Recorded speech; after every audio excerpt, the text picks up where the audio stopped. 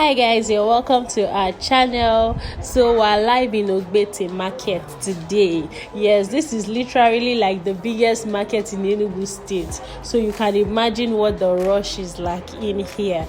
And it's just few days to Christmas, so the market is full. Everybody is trying to get what they can before the holiday period begins intensely. And the funny thing is that the market closes, so on the 24th the market will be closing till January. So you can imagine everybody's trying to get what they can. You can't even take few steps without hearing uzo. All the wheelbarrow pushers will be taking you left and right. So guys, we are in the market today and we decided to just carry you guys along and show you what the market looks like.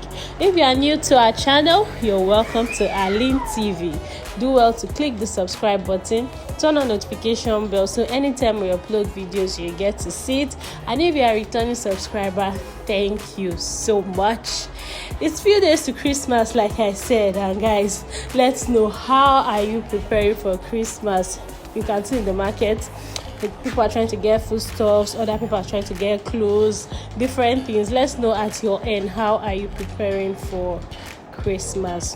One thing I love personally about OGBETE Market is the fact that you can get anything you want here. No jokes. Like, you can get clothes, you can get food stuff, you can get kitchen utensils, you can get electronics. There's even a line for phones. Like, even me that I stay in Enugu, I have not been able to exhaust this market completely, because I just find myself in different lines and I'm like, don't tell me they still do this in this market. So this market is really huge. Even in this video we won't be able to take you around all the parts, but this is like a fair share of what the market is all about generally. So guys, join me as we just do this walking tour, and let me get your comments in the comment section.